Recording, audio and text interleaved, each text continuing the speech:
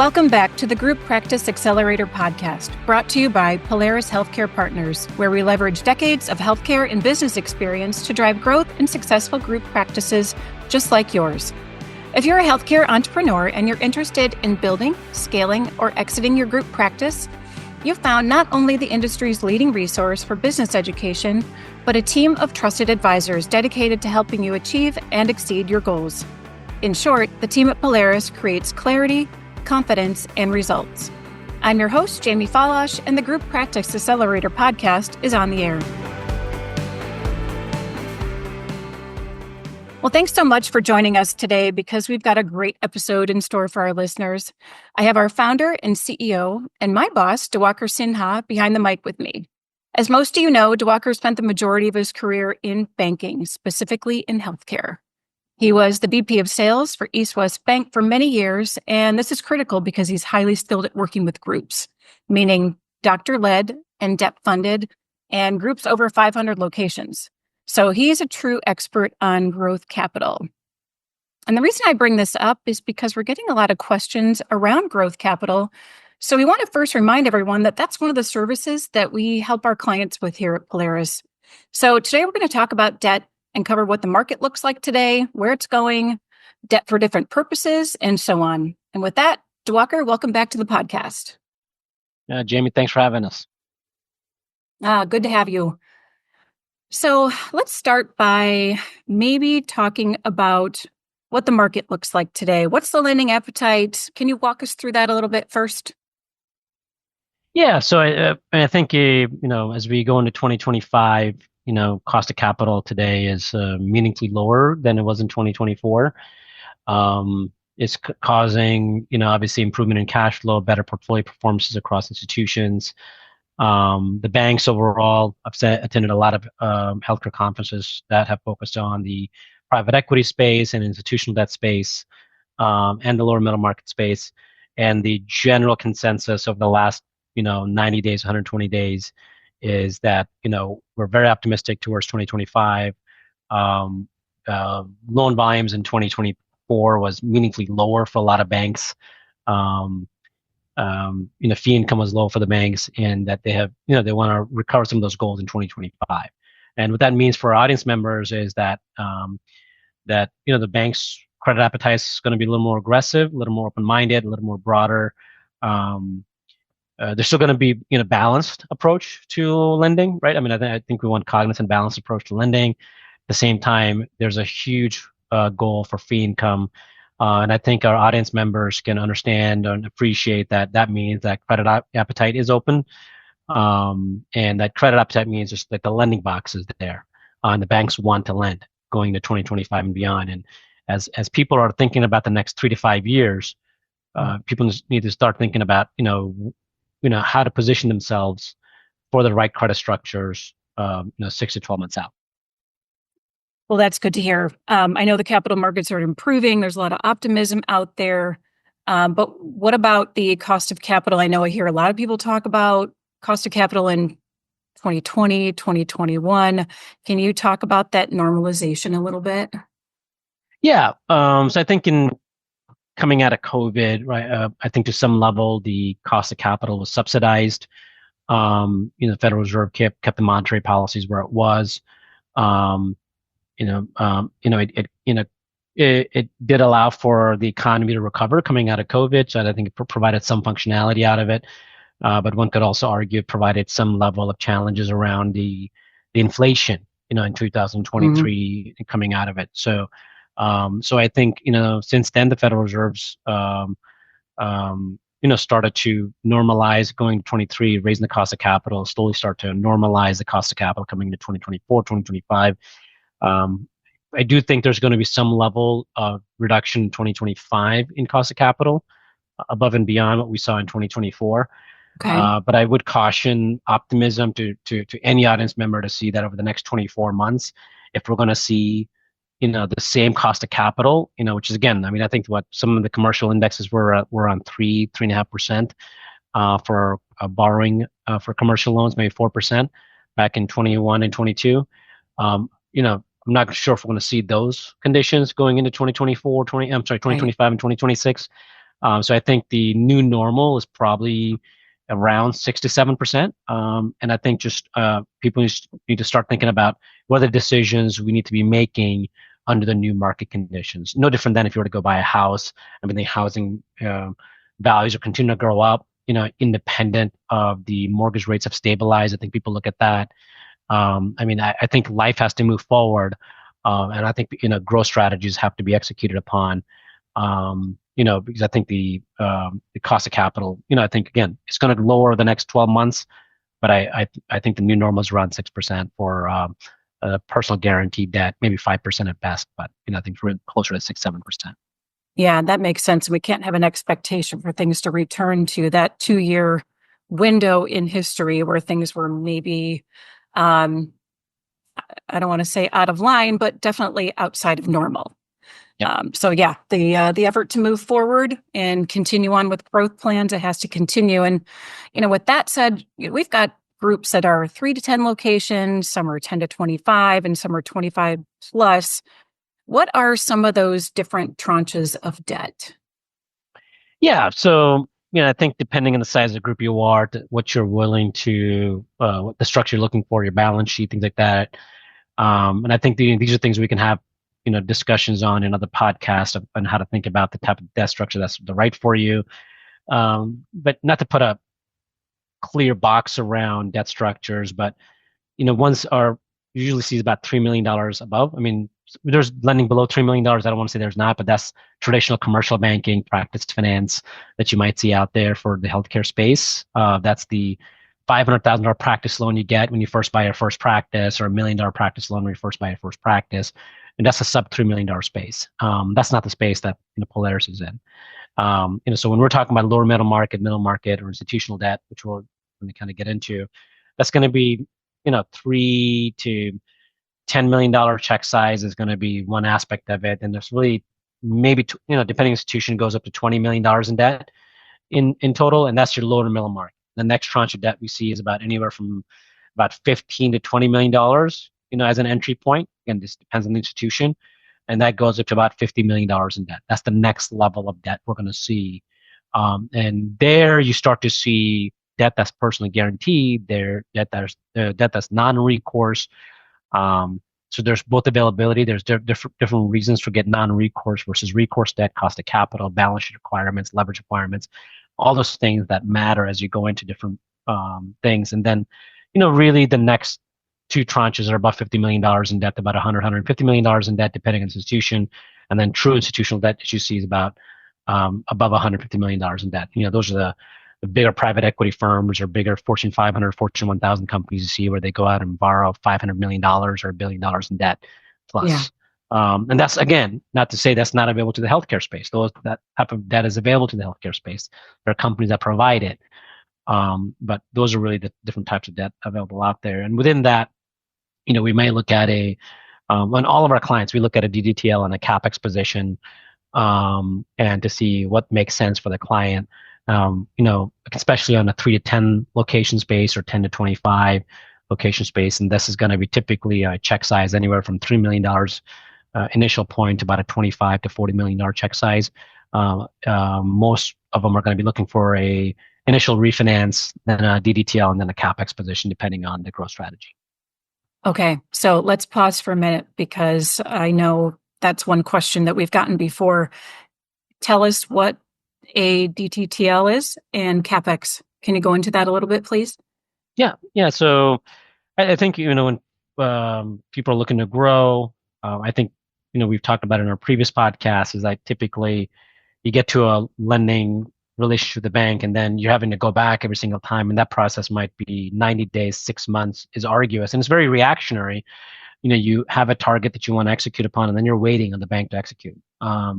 Or you're having to switch banks. And practice number 10 might be one bank, and 11 to 12 is another bank, 13 to 15 is another bank.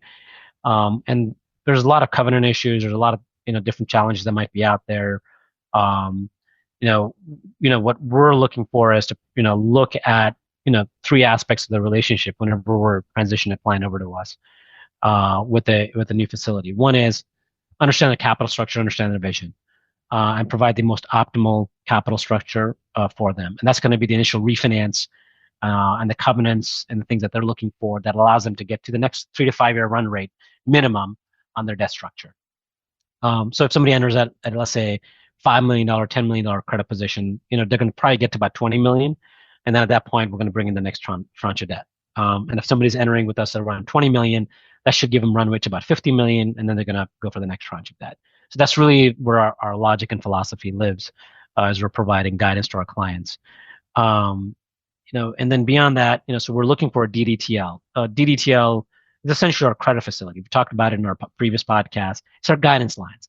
It's really the ability for our audience member and the client to know that they have a lending relationship, and that lending relationship gives them a $2 million, a $5 million facility, or a larger facility, depending on the company, that allows them to grow through acquisitions or de novos.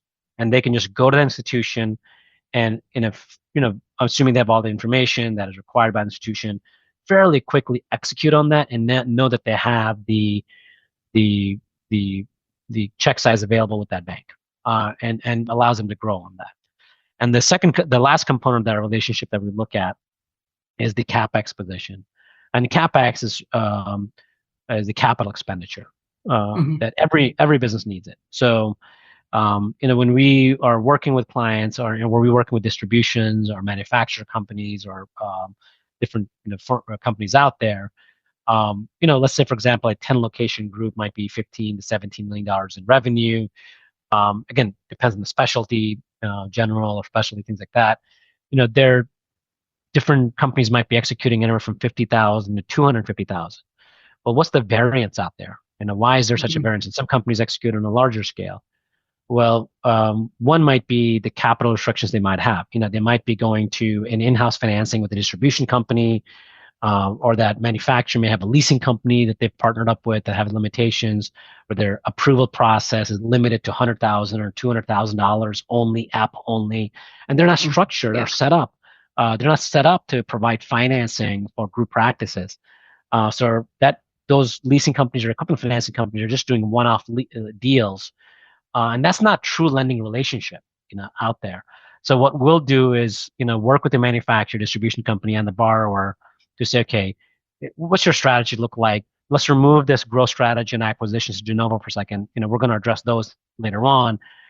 What's really happening within your practice as far as the type of equipment you have? What is the vision? Do you want to put in a CAT scan machine? Do you want to put in a E4D or a CEREC, or different types of things that you're looking for within your business, and how's that integrated with imaging within your business to provide better quality of care to the patient in the market, and then also what does that allow as far as functionality, as far as efficiency within the practice to be able to kind of provide that level of care, and then beyond that, be able to recruit talent, right? I mean, one of the things we talk about in Mark Flug's podcast, we talk about is the social equity or social retention.